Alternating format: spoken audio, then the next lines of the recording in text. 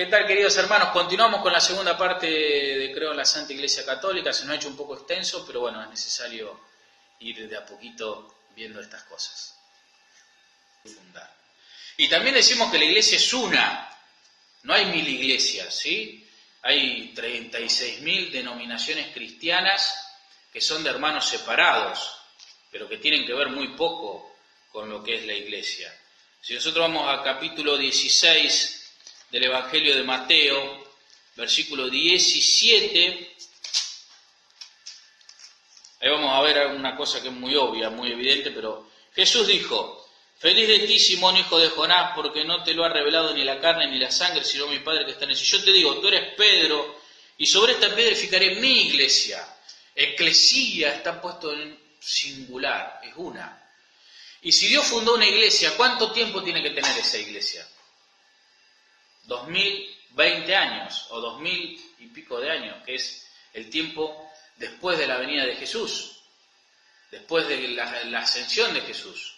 Y la única iglesia cristiana que tiene contacto directo y que lleva esa cantidad de años existiendo es la iglesia católica. Los evangélicos, como los conocemos ahora, tienen menos de 200 años.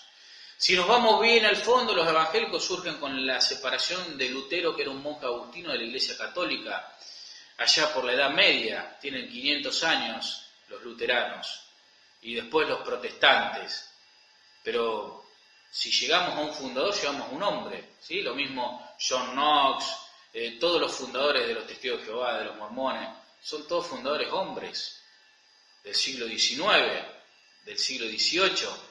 En cambio, la Iglesia Católica, nosotros agarramos al Papa Francisco. Antes del Papa Francisco, que es el Papa número 266, antes de Francisco estuvo Benedicto, antes de Benedicto Juan Pablo II, antes de Juan Pablo II Juan Pablo I, antes de Juan Pablo I estuvo Pablo VI, antes de Pablo VI estuvo Juan XXIII, antes de Juan XXIII Pío XII, y así vamos para atrás, y adivinen a quién llegamos, a Pedro.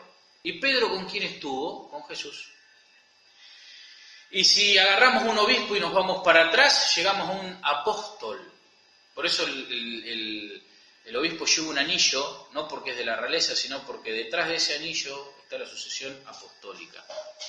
Es importante saberlo, ¿sí?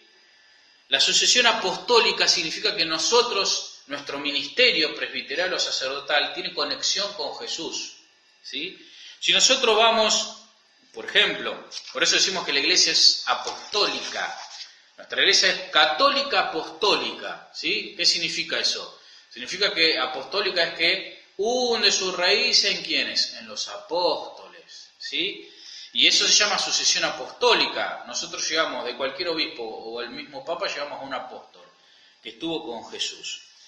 Por ejemplo, vamos a Hechos de los Apóstoles 1:15. Hechos de los Apóstoles. Recuerden que el libro de Hechos de los Apóstoles cuenta qué fue lo que pasó con los discípulos, su ministerio, luego de ¿qué? De la ascensión de Jesús. Si nosotros vamos a Hechos de los Apóstoles 1:15, vamos a ver lo siguiente. Uno de esos días Pedro se puso en medio de ellos, de los hermanos, los que estaban reunidos, alrededor de 20 personas, y les dijo: hermanos, era necesario que se cumpliera la escritura en la que el Espíritu Santo, por boca de David, habla de Judas, que fue el jefe de los que apresaron a Jesús. Él era uno de los nuestros, Judas, y había recibido por su parte nuestro ministerio, es decir, era obispo, era apóstol. Pero después de haber comprado un campo con el precio de su crimen, cayó de cabeza y su cuerpo se abrió en medio. El hecho fue conocido por toda Jerusalén. Es necesario que uno de los que ha estado entre nosotros en compañía todo este tiempo, que el Señor Jesús permaneció con nosotros desde el bautismo de Juan hasta estos días, a la ascensión, sea constituido junto con nosotros testigo de la resurrección. Es decir, ¿qué dice acá Pedro, no cualquier apóstol? Dice, bueno, tenemos que encontrar un reemplazo a Judas.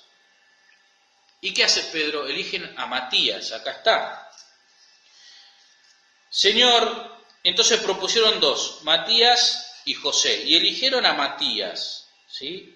Que fue agregado los 11, porque faltaba Judas, con Judas eran 12, y le impusieron las manos. ¿sí? Le impusieron las manos y rezaron sobre él. Eso se llama sucesión apostólica. Pedro transmite el ministerio que Jesús le había legado a los 12, se lo transmite a Matías, a uno que no tenía ese ministerio. Y así la iglesia a lo largo del tiempo fue imponiendo las manos y rezando, transmitiendo de generación en generación a algunos el ministerio episcopal, el ministerio apostólico, ¿sí? Está en la Sagrada Escritura, eligen a Matías, le imponen las manos y Matías pasa a ser uno de los 12. Hasta el día de hoy eso pasa. A mí cuando me ordenaron sacerdote me impusieron las manos, rezaron sobre mí, descendió el Espíritu y me dieron el orden presbiteral, que es distinto al episcopal, ¿sí? Pero me impusieron las manos. Si nosotros vamos a Hechos 9, por ejemplo, miren lo que pasa con Pablo, pues dicen, bueno, pero Pablo no lo conoció a Jesús de primera mano y empezó a predicar. Sí, pero no empezó a predicar solo. Miren lo que hace, Dios se le aparece a Pablo, Pablo queda ciego, lo manda a un lugar. Y de inmediato encontramos que en el capítulo 9, versículo 10, dice, vivía entonces en Damasco un discípulo llamado Ananías. Había uno que era discípulo de Jesús, es decir, que había sido impuesto las manos. A quien el Señor dijo en una visión, Ananías, aquí estoy, Señor. Ve a la calle llamada Recta y busca en la casa de Judas, a un tal Saulo de Tarso. Él está orando y ha visto en una visión a un hombre llamado Ananías, que entraba y le imponía las manos para devolverle la vista. Ananías respondió, Señor, oí decir a muchos hombres que él nos perseguía. Bueno, el Señor respondió, ve a buscarlo, porque es un instrumento elegido por mí para llevar mi nombre a todas las naciones y reyes del pueblo de Israel. Yo haré ver cuánto tendrá que padecer por mi nombre. Ananías fue a la casa, le impuso las manos y luego lo bautizó. Lo llevó y fue bautizado. Es decir, no es que Pablo se largó solo. Un discípulo de Jesús, ¿sí? Un enviado de Jesús en visión, Ananías, lo bautiza y le impone las manos. Y recién ahí Pablo empieza su ministerio. Después va a hablar con Pedro y con los discípulos, a reunirse. Es decir, que no es que se larga solo Pablo. Pablo pide el bautismo, recibe el bautismo de parte de un discípulo, recibe la imposición de mano de un discípulo, porque a Jesús podría haber dicho, listo, ya me le apareció a Pablo y Pablo vaya y que anuncie. Pero no hace eso Jesús. Envía a un discípulo para que esa vocación que recibió Pablo esté en orden a la sucesión apostólica y en orden a la iglesia.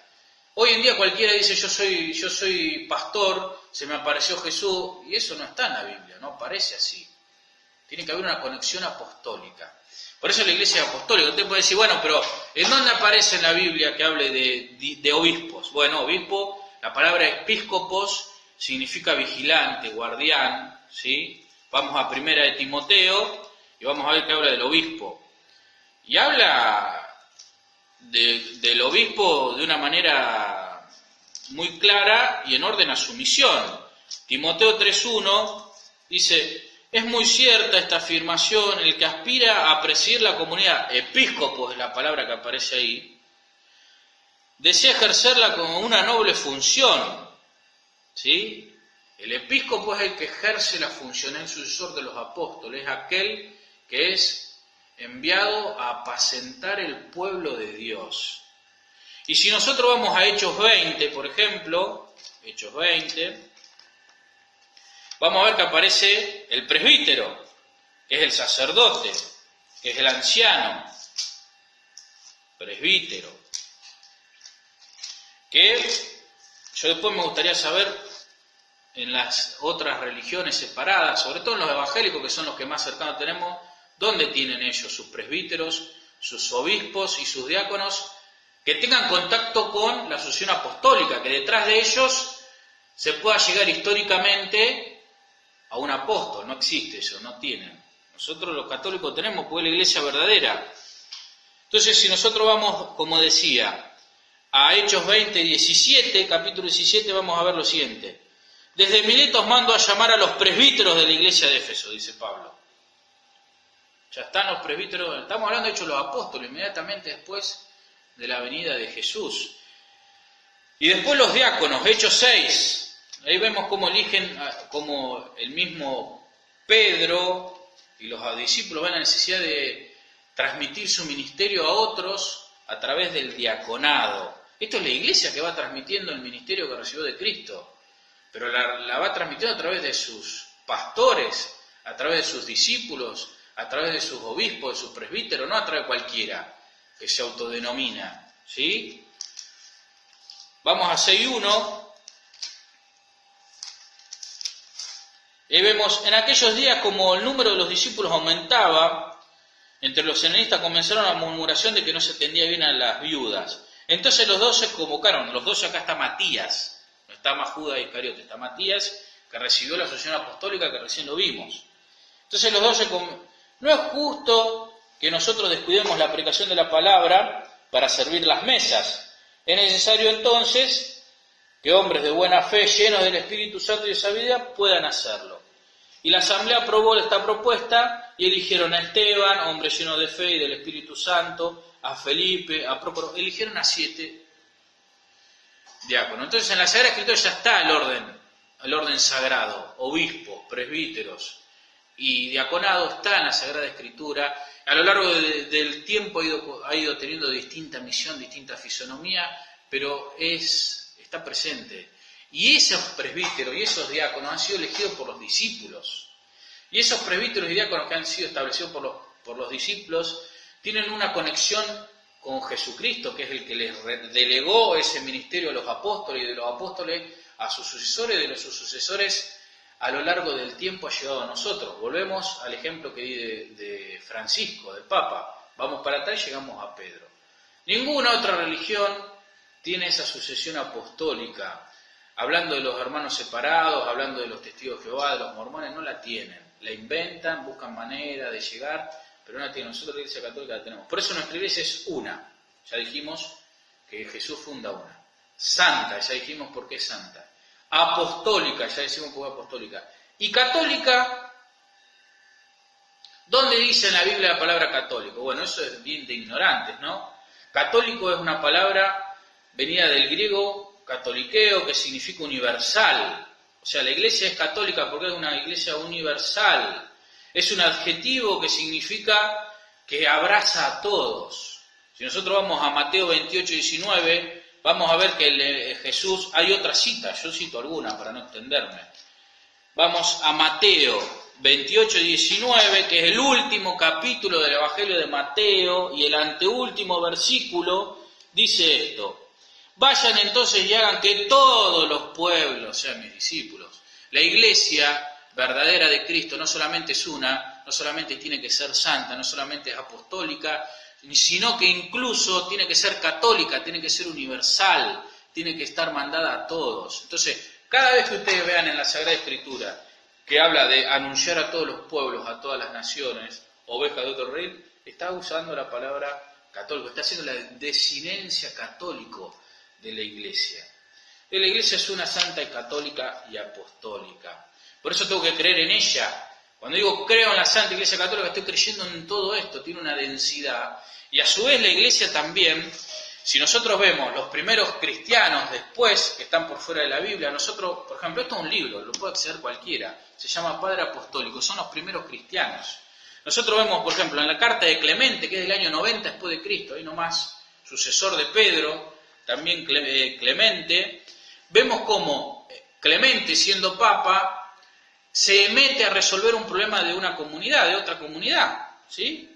Entonces, ¿qué significa eso? Bueno, el primado de Pedro, como el primado de Pedro, el obispo de Roma, ya desde el inicio, todos los demás obispos lo reconocen como un par, pero que tiene una preponderancia, porque tiene una misión distinta. Ignacio de Antioquía, 107 después de Cristo, discípulo, se considera que tuvo en contacto con Pablo y Pedro, es fruto de la predicación de Pablo y Pedro, de Pedro y Pablo, y él es obispo y se presenta como obispo de Antioquía. Y acá tenemos los primeros escritos, estos escritos iniciales de las cartas y todo, que uno la puede conseguir, va y la compra en un lugar. Pide a una biblioteca que necesita un padre apostólico y tenemos acceso a los primeros cristianos, discípulos de discípulos que tienen contacto con Cristo, y ellos, uno ve cómo describe la misa San Ignacio de Antioquía, estamos hablando del año 107, Jesús muere en el año 37, más o menos, 33, pongámosle, están ahí nomás.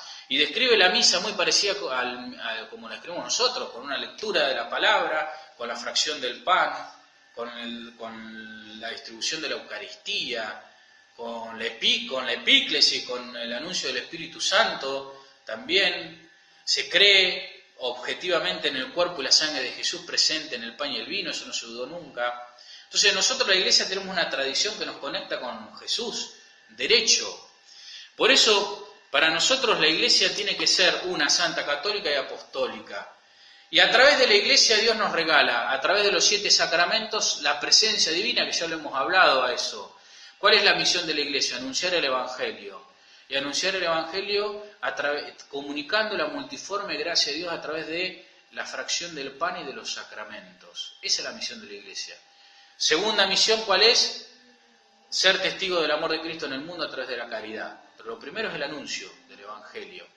Por eso cuando nosotros decimos en este enunciado, creo en la Santa Iglesia Católica, tengo que creer en todo esto. La triple dimensionalidad, por qué la Iglesia es santa, por qué hay pecado en la Iglesia, por qué es apostólica, dónde surgen los ministerios, obispo, presbítero, diácono, por qué están en la Biblia, por qué no, cómo están acá en los primeros cristianos que ya han creído lo mismo que nosotros, por qué es católica. Tenemos la gracia de estar viviendo en la verdadera Iglesia. Tenemos que amarla, tenemos que acrecentar nuestra fe en ella, tenemos que conocerla más y saber lo que enseñan. Bueno, cualquier duda que tengan me dicen, disculpen que se haya extendido el video, pero bueno, era necesario por ahí ver un poquito estas cosas en un tiempo en que la Iglesia está muy atacada, pero recuerden lo que le dice Jesús a Pedro, las puertas del infierno no prevalecerán sobre ella. Bueno, que Dios los bendiga mucho. Saludos.